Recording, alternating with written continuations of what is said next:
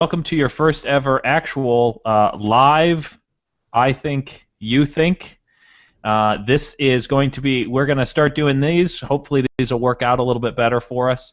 They are on Google Hangouts. The great thing about this is you guys will be able to listen live to us actually recording our shows. And then they should upload right away to YouTube. Which is great for me because, you know, I'm a lazy person and I want things to be easier for me. So, without further ado, I will give you our normal opening little spiel and then tell you a little bit something special about the podcast we are doing today, kind of launch this new way that we're doing things. Hello, today is... What is today? April 16th, 2013, and you're listening to I Think You Think, a podcast that puts a new spin on debate and discussion. I'm Justin, and on the other side of my computer screen is James. Hello, folks. And we are your hosts and carry no credentials worth noting. I Think You Think is a podcast that focuses on what we, your hosts, think, but also what you think. Too many times we spend debates and discussions talking past one another and not enough time trying to learn and understand why someone thinks what they think. This is what makes I Think You Think different, because we are focused on why people think the way that they do and why we think the way that we do. James and I believe that the forum of ideas should be open to everyone, and everyone should have the opportunity to challenge and be challenged by ideas. We are not here to pass judgment, but merely discuss ideas and topics. This podcast, first and foremost, is a conversation between us and hopefully you. Feel free to email us, follow us on Facebook for future podcasts, and follow us on Tumblr for links relevant to the podcast. We should have a blog up just around the corner pretty soon too, guys, as well as a Twitter. So you guys can join in on all of that fun social media-eshness. The links for each of these can all be found in the underbar of this video. I Think You Think is produced by StolenArts Productions and is recorded live at International Studios. James and I have both had 2 drinks each. We are going to start off this podcast with a shot of tequila. And this is... So here we go, and then we'll tell you a little bit about why we're doing this. Here we go. To the podcast. To the podcast. Oh. Ah, delicious. I don't do shots a lot. I love tequila. So one of our listeners in Norway had suggested to us that we do a drunk podcast. She was interested in finding out how crazy and silly we get when we are drunk, so we are going to try to continue to drink throughout the show. The show is going to be rather lighthearted. We aren't really going into too many heavy things. There are some heavy things kind of going on right now, but we'll try to hit those next week, guys, so I'm really sorry if that's what you were hoping for. We are going to get into some fun, and while we are doing that, we are going to continue to drink and hopefully get as drunk as we can. So, starting off... Maybe not as drunk as we can, because that might be excessive, but alcohol will be consumed, and it's going to be fun. It will indeed. So, anyway, yes, so we are going to start off, we're kind of talking about just kind of whatever kind of comes up. For me, in particular, I have started playing, I'm playing a lot of different games right now, but the one that I'm really... very emotionally tied up into is several months ago I had purchased the Walking Dead episodes. They were on a special through Xbox Live, the arcade, and I'm a huge fan of the show.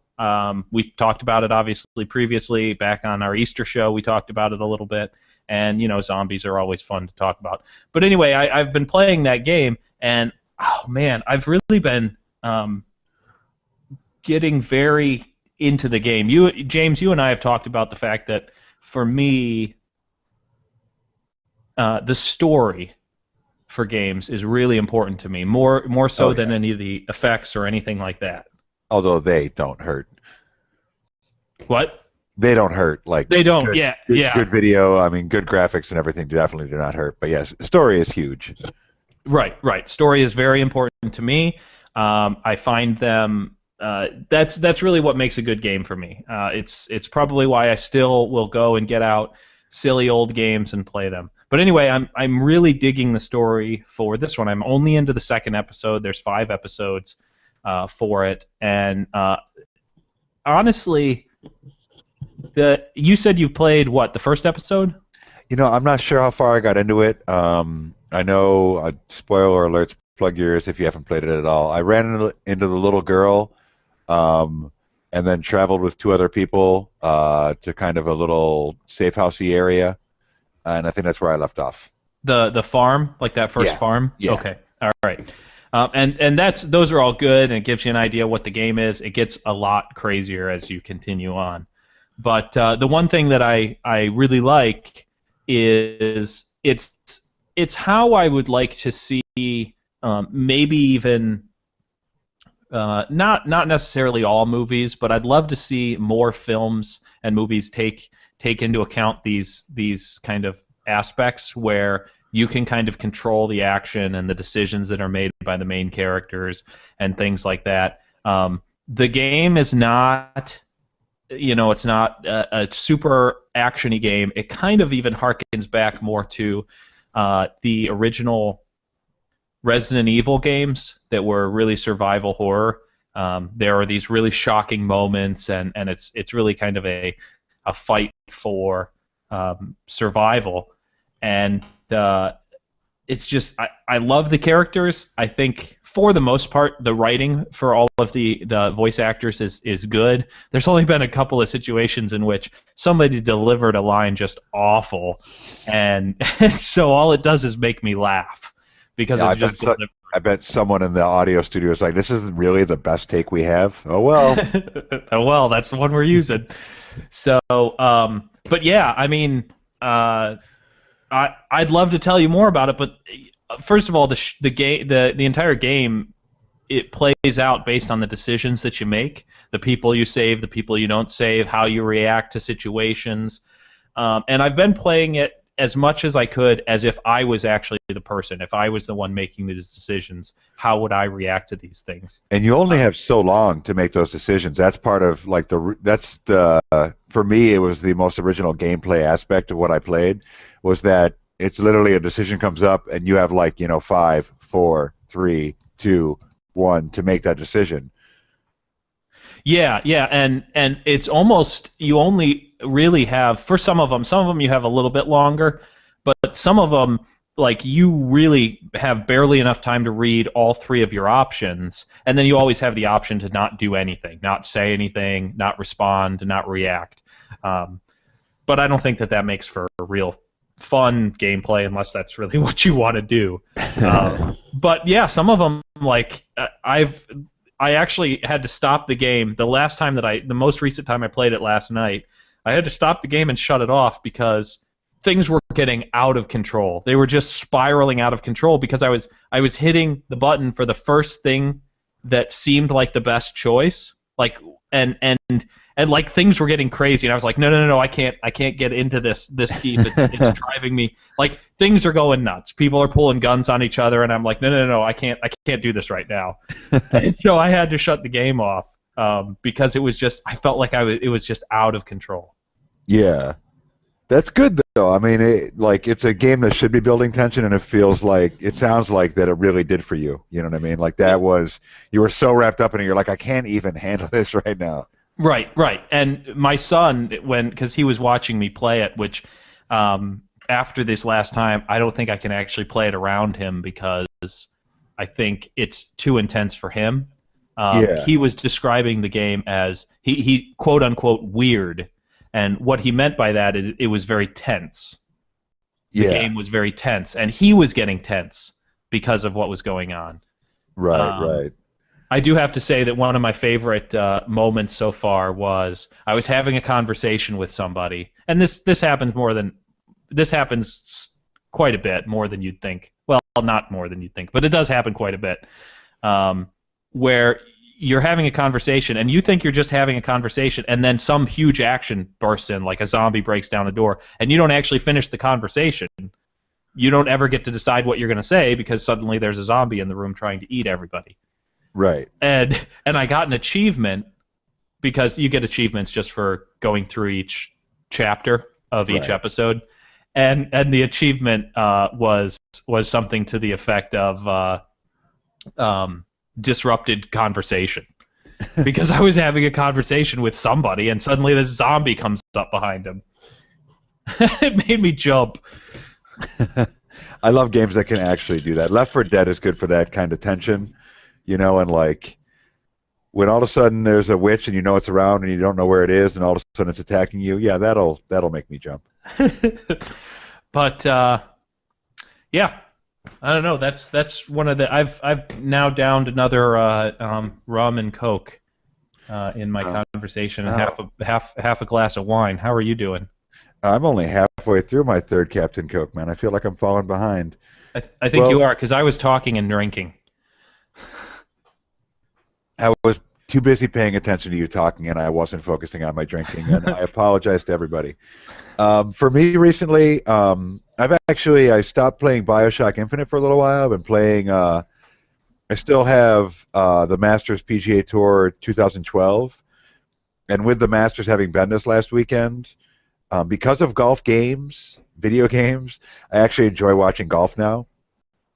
Just because, I don't know, like having played them enough, it actually started back with Outlaw Golf on the Xbox, which is kind of a silly, like over-the-top version of a golf game. It definitely wasn't, normal golf courses or anything. But I played it with friends, and I got into it, and then they never made another one. So to try to fill that void in my gaming, I ended up starting to get the Tiger Woods golf games, and I got into them.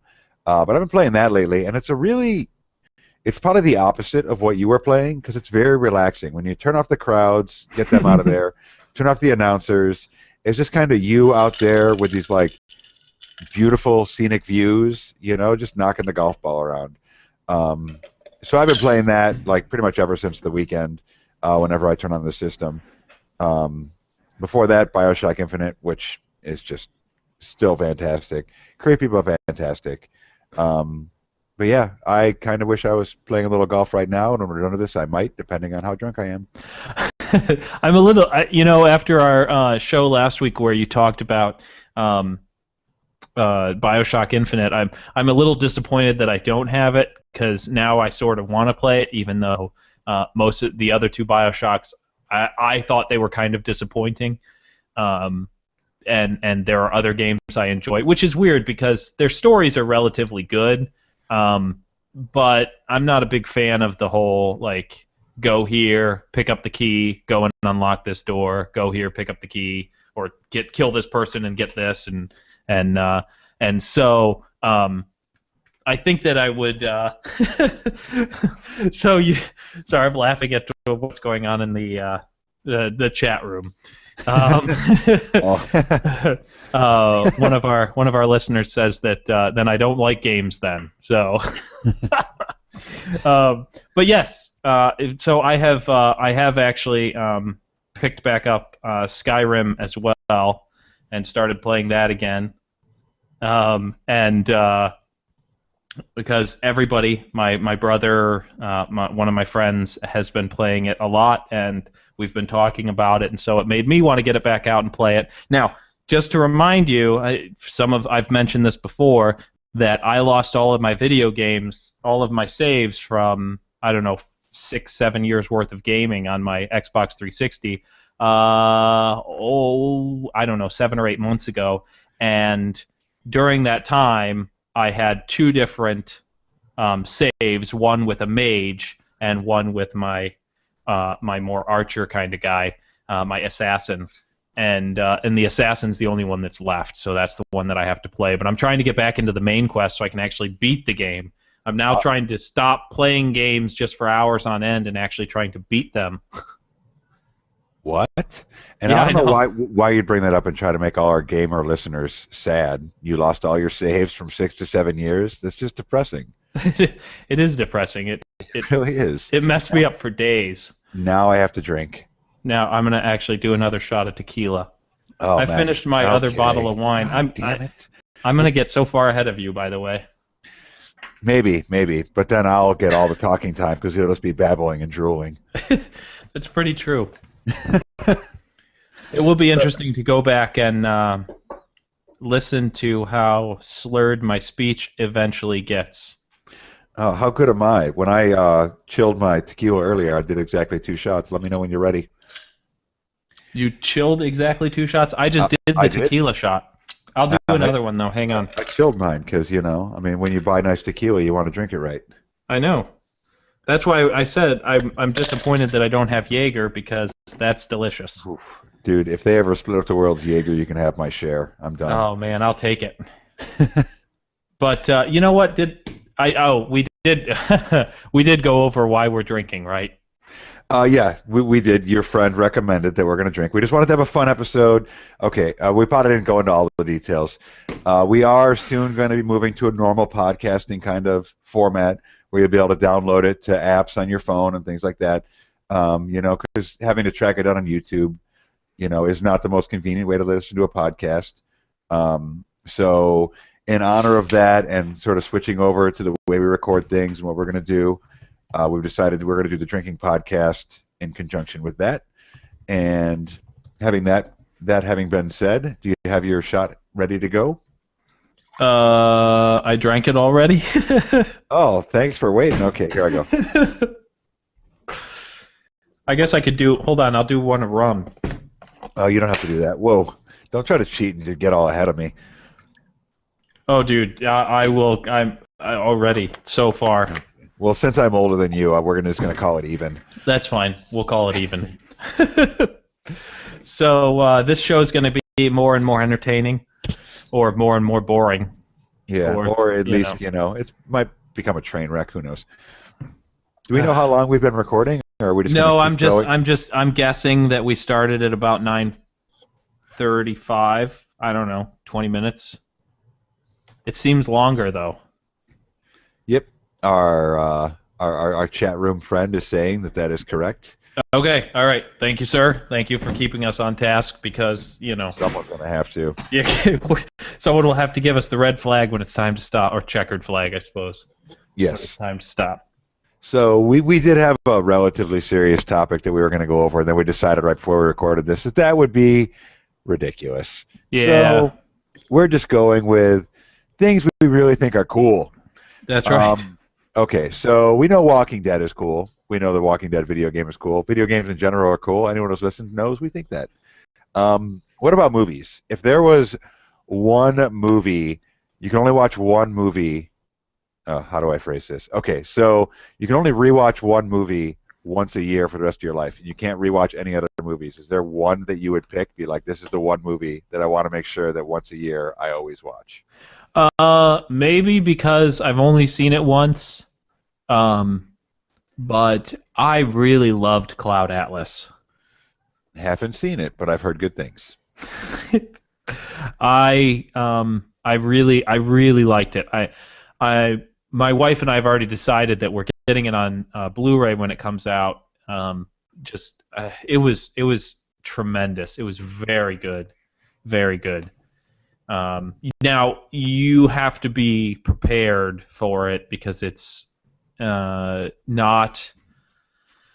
a movie you can just sit down and enjoy. It requires you to you could enjoy parts of it, but for the most part it does require you to think a little bit. Not so much as, did you ever see Tree of Life? No. Okay, Tree of Life is it's one that it's like 2 hours long, and you sit through 2 hours of a movie. It's good. It's got a lot to say. But it's so deep. It's so deep that you really can't enjoy the movie because you spend the whole time just thinking about what the director and the actors are trying to say, and what the movie itself is about. It's almost like watching experimental film.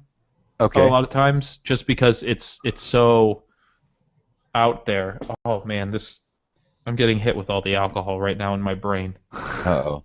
Well, for me, it would definitely be Pulp Fiction. Okay.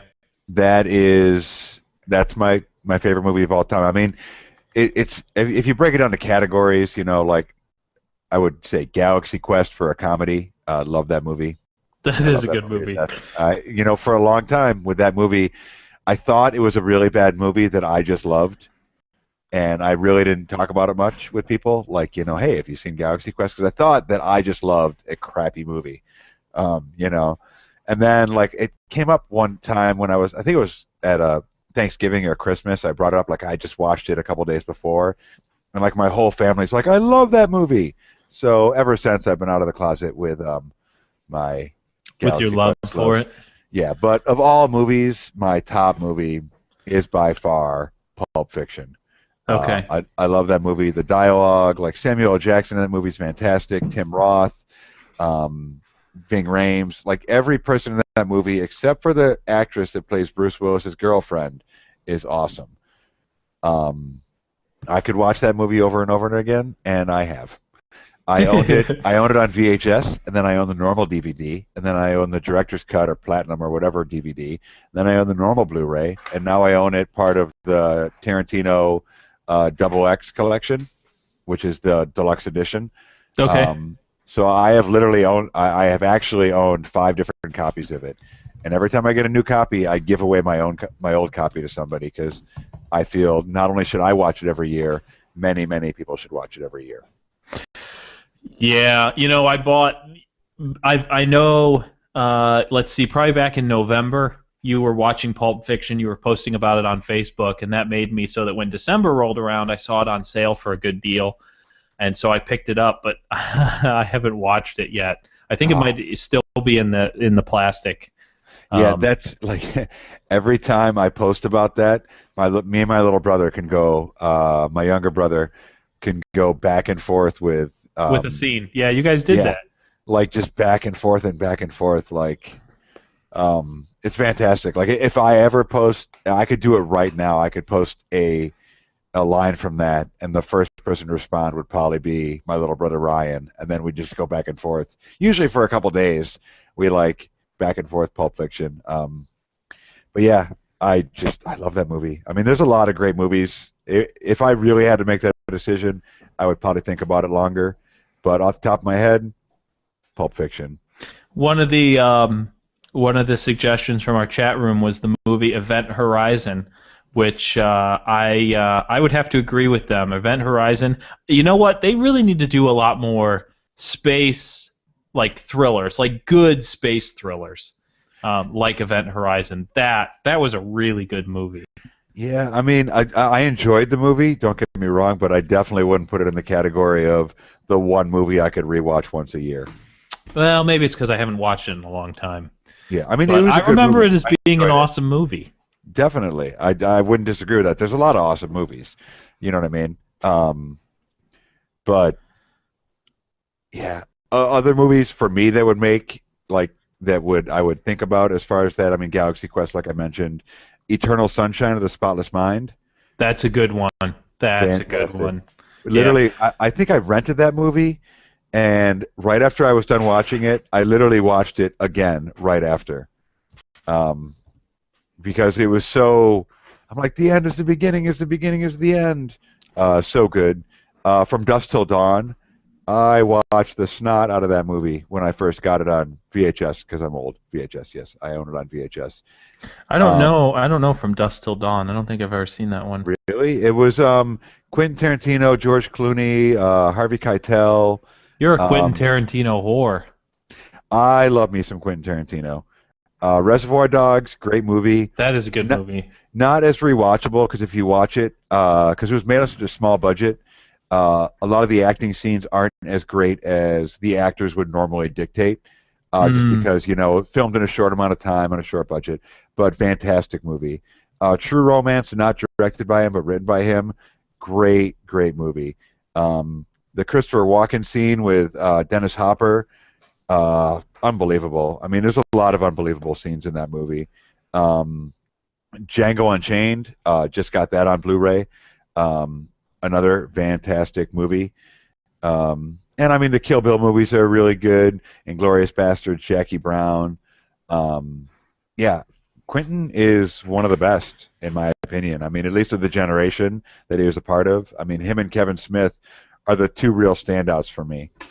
I was sorry to interject here. I just want to kind of let our listeners know this is normally where we break for our second part.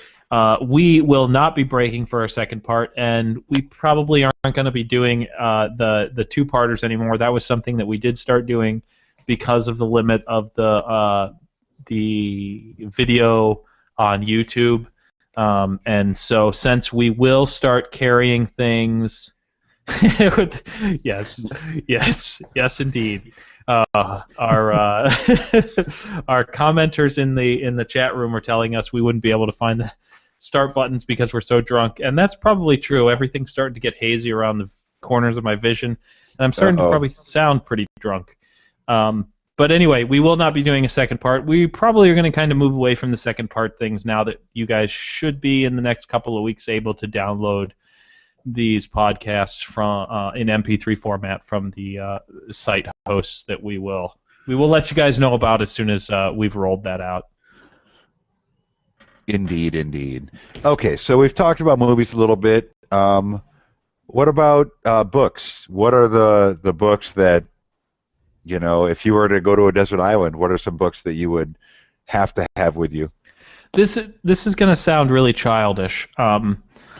My favorite Where book, the Wild Things Are? No. My favorite book of all time was a trilogy. I read it as a child. I read it multiple times as a child. By what? It was called the first book was called Dragon's Blood. The second one was Heart's Blood, and the third one was Ascending of Dragons. That sounds familiar. Who's that by? Jane Yolen. Okay, the names sound familiar, but it was one of my favorite books as a kid. Now I might be misremembering it, but you became very politician there. I might be misremembering. Yeah, I might be misremembering it. I remember it. I remember it as a very good book. I liked the story. I liked the character, the main character in it, and so it always resounded very well with me. And so if I had to choose, one book or set of books, it would be those. You know, I'm a fan of like the Tolkien trilogies, but they are so hard to read. I don't think I would want them on a desert island, except maybe as firewood. Yeah, I don't know. I mean, I understand what you're saying by hard to read. I would more define it just because of the time they were written.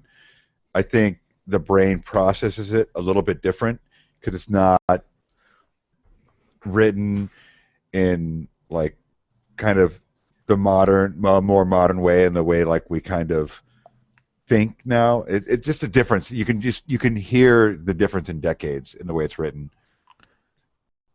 Well, that and the fact that Tolkien was kind of an old guy who was living in his own little fantasy world and writing stories about that fantasy world. Yeah. And that was, where The Hobbit... I mean, The Hobbit, not quite as much because it was definitely written as a children's adventure story. And so it's more interesting and fun to read. But the stories portrayed in the trilogy of the Ring were written more almost as a history book, and so they really come off as history books.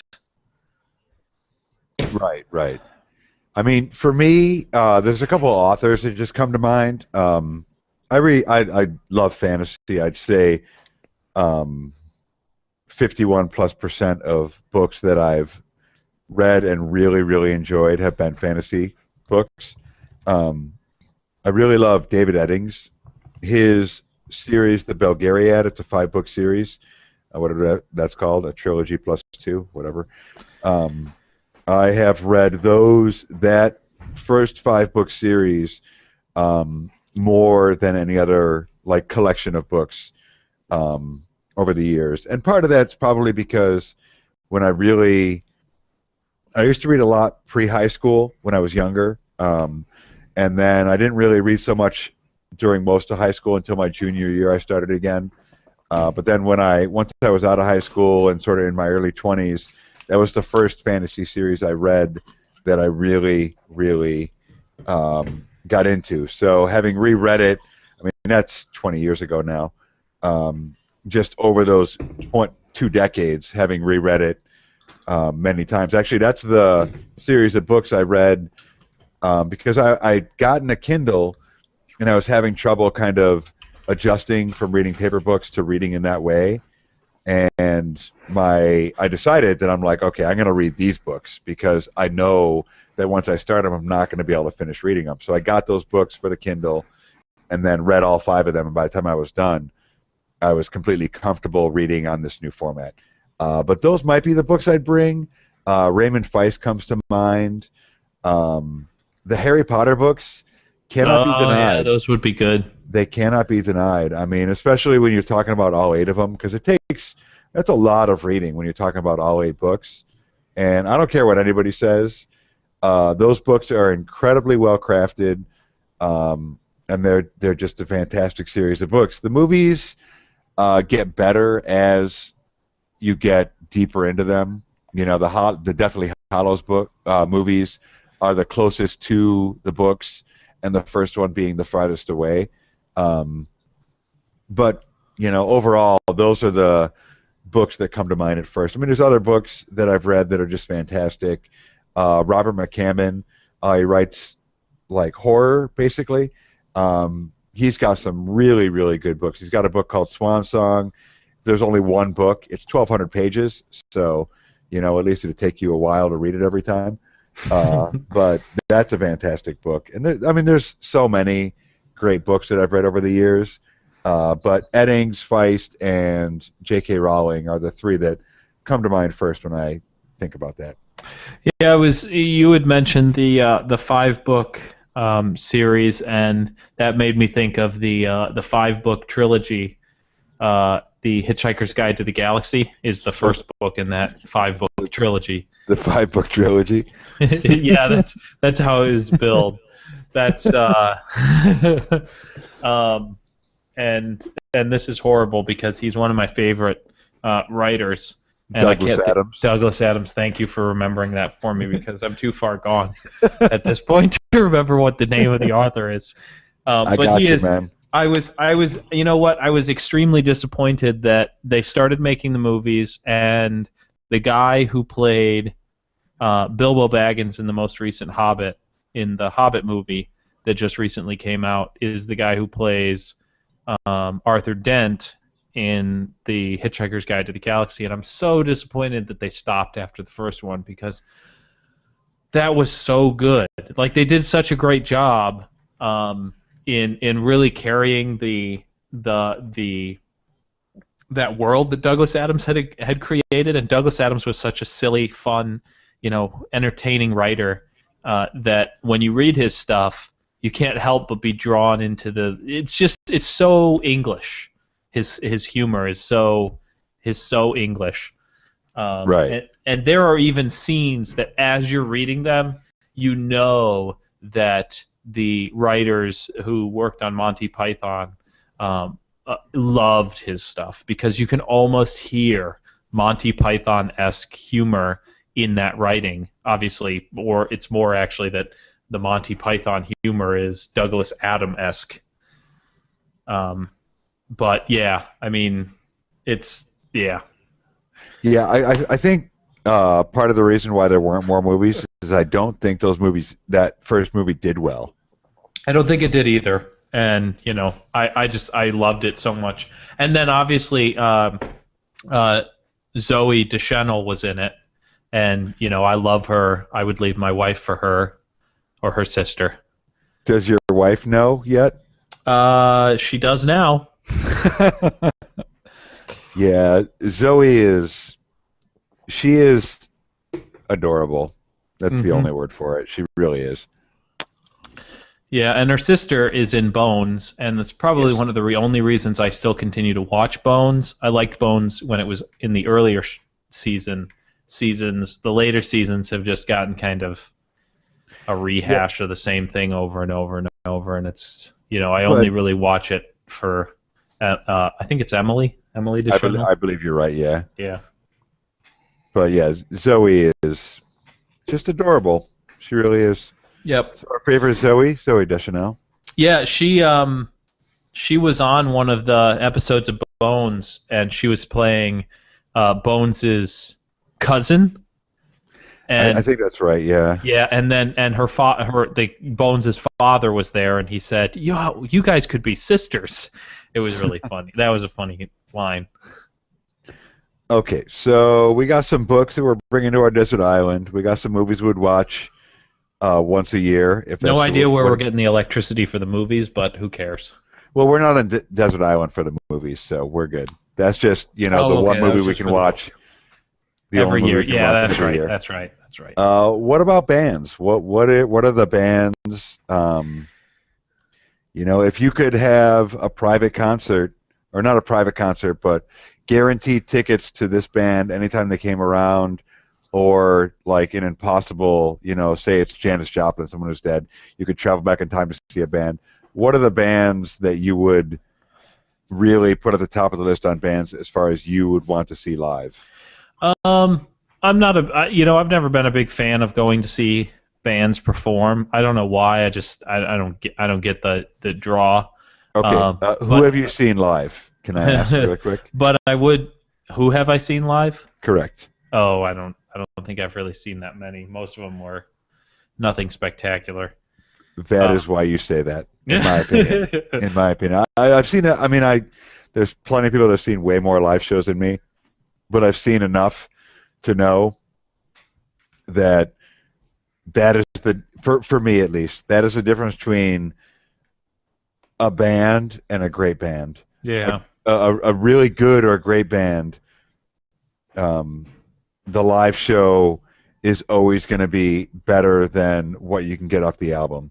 A normal band can do a good album because, especially all the technology today in the modern world, what they can do, like affecting vocals and 1,000 takes on the guitar riff, whatever. You know what I mean?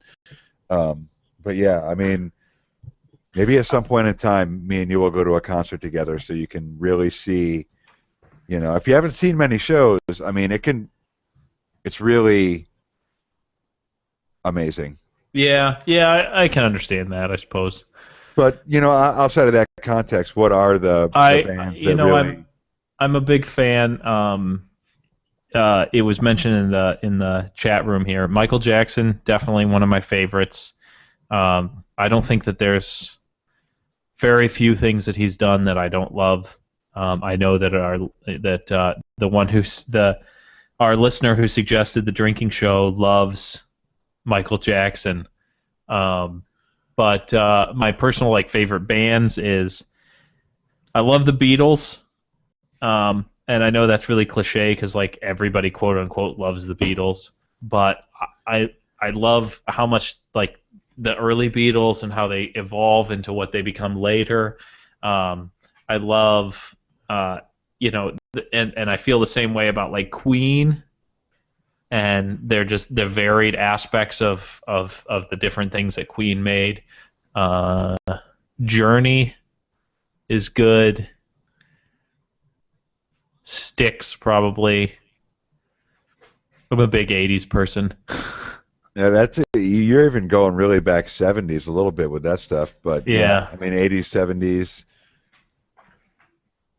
but yeah, I mean those are probably some of the biggest ones. However, I will say, and for those listeners who aren't in the area, I listen to 105.5 a lot, and for this area in the Chicagoland area, that's real modern, for the most part, modern pop music.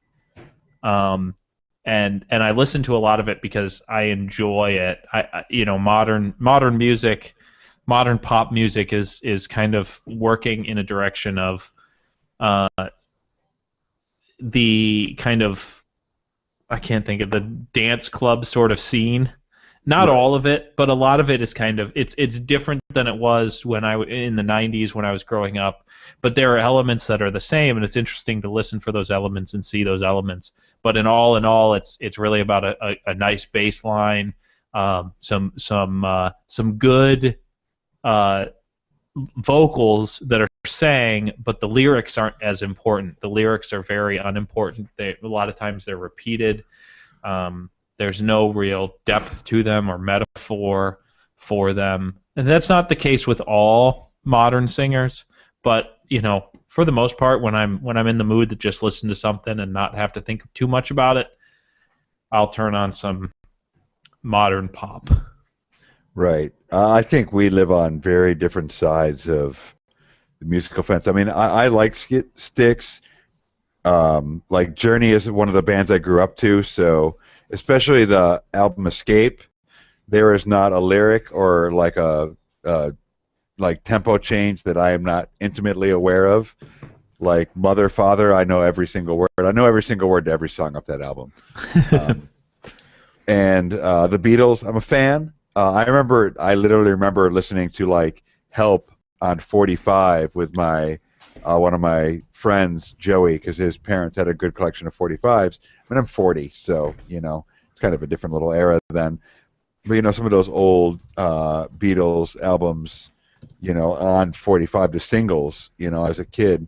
But for me, we're talking like best bands of all time. For me, music lives and dies by vocals. Okay. A band can be great musically, in my opinion, but if I don't connect with what the vocalist sounds like, it's just not going to work for me. So pretty much anything Mike Patton has ever done, most popular band people would know from him would be Faith No More. Most popular song from that band would be Epic. If you looked it up, Faith No More, Epic, most people are going to recognize it and be like, yes, I know exactly what that is. Chris Cornell of Soundgarden and Audio Slave, and he's got a lot of solo stuff too. Another fantastic vocalist. Big fan of Prince. My mom was a fan of Prince when I was growing up. Pre-Purple Rain, for those old enough. Before Purple Rain, nobody really knew who the hell Prince was. And then he came out with the movie, and then he got really popular for a while, and he's kind of floated in that middle area for a long time. Those all pop into mind. There's some more obscure bands that really, like mine. There's a band called Mindless Self-Indulgence, which is definitely not for people that are offended by pretty much anything ever. And they're really like high tempo kind of. Somewhere between Eminem and Marilyn Manson with some little bit of techno thrown in. That is not an apt description, but for those that have no idea, it'll warn you off if you don't like any of those things. And I don't know. There's so many great bands. I guess it depends on what kind of music. Like for me, it would boil down to what kind of music. If I love all those bands, but I also love the Bare Naked Ladies. If you're talking about just mellow rock, I would probably pick the Counting Crows. If you're talking about rap, I would probably pick Eminem. There's so many amazing musicians out there, some of which have reached these like pinnacles of success, like an Eminem would be a great example, or the Beatles is a great example. And then some, like a Mike Patton, are more obscure, or Mindless Self-Indulgence, more obscure. A lot people might not know them, or might hear a song and be like, oh yeah, I've heard that before, but aren't familiar with who they are. Yeah, I've never even heard of Mike Patton. I mean, I might listen to something and be familiar with it and not know, oh, that's Mike Patton. But right. I bet if you searched Faith No More Epic, you'd be like, oh yeah, I've heard that song. Okay. But most of his stuff, no, you probably haven't.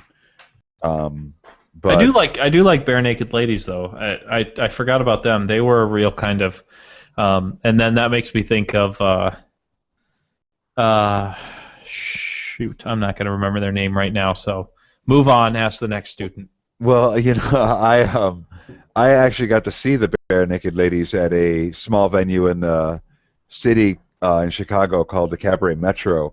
Holds about 1,100 people, and they were just fantastic. They get kind of pigeonholed as kind of a poppy rock band, but they got it. They have all the chops. Every member of that band is really good at the instrument they play, and simultaneously every member of that band can actually sing. Like drummer on up, they can all sing. And they don't take themselves too seriously, and I really like that in a band. When you talk about, like, what comes to mind when I think about being too serious about yourself is Kanye West, and I don't know why I pick him, but he's really kind of, he believes in his own hype, is the impression I get, and that kind of turns me off from a musician.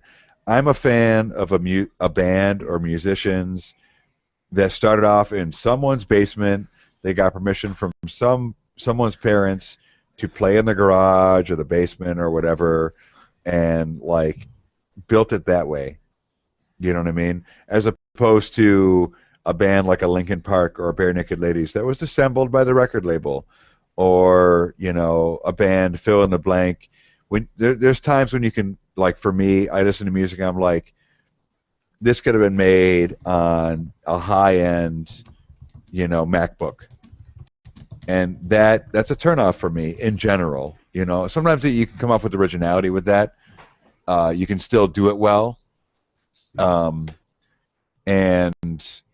yeah, I don't know. I'm rambling. And as far as Smash Mouth, no, Justin. I'm reading your little chat there. Smash Mouth, bad. What? No. I like Smash Mouth. You don't like Smash Mouth? I'm not saying you don't like them. I'm just saying they're bad. In my opinion, they're not bad. They're not bad. Okay. The one credential I carry is a huge musical taste ego. It's the only credential I have.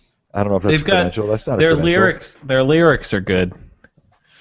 Ooh, good lyrics. Ani DeFranco, kind of indie artist, fantastic. Another one with great lyrics, Blues Travelers, John Popper, or whoever writes the lyrics. I think the guitarist writes some lyrics. Those are some good lyrics. I feel like I've had about 10 to 12 drinks, and I think that I'm a little out of my ability to defend any of my ideas right now. And I apologize because this is I think you think, and I shouldn't be making you be in a position to defend your idea. But my musical ego can't help it. It's the one area where I am weak. Don't be a jerk, James. I apologize. I'll mute my microphone for a while if you want. I don't. Hold on a second. Yeah. Well, we're running out of time anyway. What? We got music. We got books. We got movies. We got video games. I don't know what else we got left. Well, and like to counter the Smash Mouth a little bit, I am a fan of the Goo Goo Dolls. I think they kind of went the wrong way after they got a little bit of success. I feel like they kind of cater to that a little bit. But some of their, especially their early stuff, is just fantastic. I think they're a good band that kind of went wrong, and it happens a lot with bands, in my opinion, that get that taste of success. And part of it for some bands, it's the nature of their contract. We don't have control over who produces and what the final product is, and sometimes it's that there's a certain amount of when it comes to creativity, in my opinion, at least, there's a certain amount of angst that generates the best in art, whether it's writing or painting or music. There's a certain amount of that suffering artist that really lends itself to like great music. For me, like the primary example that would pop up would be Metallica. Yeah. If you look at their early stuff up through And Justice for All, it's really good, in my opinion. For my taste, I really like it. And then the Black Album was kind of middle of the road for me. And then once Load came out, I was lost. I'm like, I don't get this anymore. But by then, they had a lot of money. They were successful. They were comfortable. And that's going to change it. It for a lot of artists, it will really change the product they're generating. And it's the nature of the beast. I mean, I don't fault them for it. I just don't like those albums. I'm not a fan of anything Load or later from Metallica. Any groups or singers or performers or whatever that are more modern, like in the last, 3 to 5 years that you really like? Mind of Self-Indulgence, I mean, they're still putting out albums. They put out an album very recently. I would say last 2 months. A lot of the stuff I listen to is not really kind of poppy and modern, well-known. Yeah. Yeah, I'm a big fan of an artist called Mike Doty, former lead singer of a band called Soul Coughing, that had a couple singles that people would know. I mean, I have nothing against bands being popular, but for my Don't lie, James. Don't lie. I don't. Uh-oh. I've gotten it from a reliable source that we are not drunk enough yet. I've been ignoring my drink. You're as I've been- drinking? Oh, I'm Yeah. definitely drunk enough because, like, I can't keep myself straight up and down because of how much I feel like I'm leaning one way or the other too much, and so I have to Uh-oh. adjust.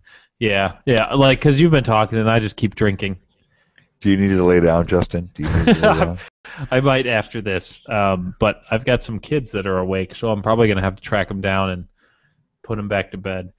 Uh-oh. But Well, another aspect for me is I never listen to normal radio. If I listen to radio in my car, it's always news or sports radio. Well, I listen to NPR most of the time, but sometimes when I'm coming home from work, I don't want to hear news. I just want to listen to some music and lately, because the weather's been sort of warm sometimes, I want to put the sunroof open and just listen to music and, kind of feel like a teenager again. And my favorite, more poppy, modern singers, of Monsters and Men is one of my favorites. And Bruno Mars. I man's got talent, no doubt. He's some of his stuff is not special, but some of the things that he's got are great. I mean, they're not the music, the chords are not terribly amazing, but a lot of the lyrics and what he's trying to say, the stories that he's trying to convey within. Man, I'm drunk. The stories he's trying to convey within the songs are good. They're very they've got a good element to them. Right. And of Monsters and Men, yes. Of Monsters and Men, I really like that lead female vocal. I love the sound of her voice. And so it makes all of their songs great. Yeah, I mean, and that lens, that for me, like a great vocalist can overcome. Like, I love Hootie and the Blowfish. I love them. It's a guilty pleasure, I guess. But Darius Rucker's got a great voice. Are they a great band? Maybe, maybe not. Or were they a great band? I don't think they exist as a band anymore. But I love them because Darius Rucker's got a great voice. Yeah, sometimes it's just the voice of the lead singer and not necessarily what they're singing about. Okay, I'm super drunk. I don't know about you. I don't know if I'm super drunk, but I'm drunk. I don't even know how many drinks that I've had, but I've got rum, whiskey, wine.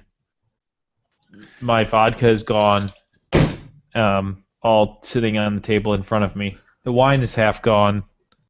I can't really say whether or not the rum or whiskey are. What? You're going to be suffering tomorrow with that combination of drink. Possibly, but I'm going to drink a lot of water so that I don't get dehydrated. That's what I normally do. And then I don't normally end up with headaches. Well, at least you have a plan. I do. I do indeed. Yeah. Yeah.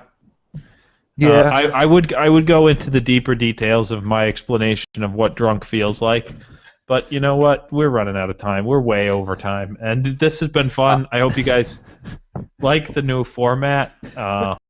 It gives you an opportunity to kind of interact with us. We won't always be drunk, we promise. Yeah. That was just kind of a fun thing that we wanted to do. Just in case this is like the secret lost episode that, we don't have anymore, in which we actually recorded something that didn't get recorded. It's like the first one ever. The first one ever, yep. Yeah, next time a high show. Yeah. Pretty soon, maybe pretty soon in Illinois, maybe they'll legalize marijuana. Who knows? We talked about that, didn't we? Didn't we already talk about the legalization of marijuana? We did. This is episode 19. This is episode 19. So we have talked about a lot of things. And we have a lot more to talk about. So that brings us to like the special thing that we're kind of doing for May. Are we supposed to talk about this yet? Well, we only have one more episode between now and then, so I guess All we right, can so let we them might as know. well. Okay, so May is going to be a special month. We are going to have every single one of our episodes. Hopefully, we're crossing our fingers. We're going to have a guest for every single one of our episodes to kind of launch our new, website where you can download our podcast and everything. And that's kind of the fun thing that we're going to be doing for you guys. We're going to have guests from technically, I guess, all over the world, because we will have the USA, Norway, the USA. Yeah. So I mean, for those out there, I think we might have one more spot that we still need to fill for May. I'm sure we Right? can fill it. Yeah, I'm sure we can. But if you guys are interested, please contact James or I. Let us know that you are interested in being a guest in our special May episodes. Let us know what you want to talk about, and it could be something as silly as your favorite video game and why, or something a little bit deeper, or something a little bit more political, or whatever you guys want to talk about. That's what the show is all about. What you guys think, what we think, why we think that way, and such like. Hopefully next time we won't be drunk. I'm thinking it's less than likely, but you never know. This could be the new format, people, so I hope you enjoyed it. Yes, we're going to be drunk every single time. Oh, man. I can't do this every time. This is why I don't get drunk that often. I'm just too old. I'm too old to get this drunk. I think you think at 2012 at gmail.com is our email address. Yeah. Because you know what? I get more spam mail than I get from anything else. Yeah. Come on, people. Email us. Just let us know you care. Just send us an email and say, hey, I love you. You guys are amazing. Or, you know what? You guys suck. That would be okay, too. You could tell us that. Whatever. All right, that's it. I'm done. I'm done. I need to go to the bathroom.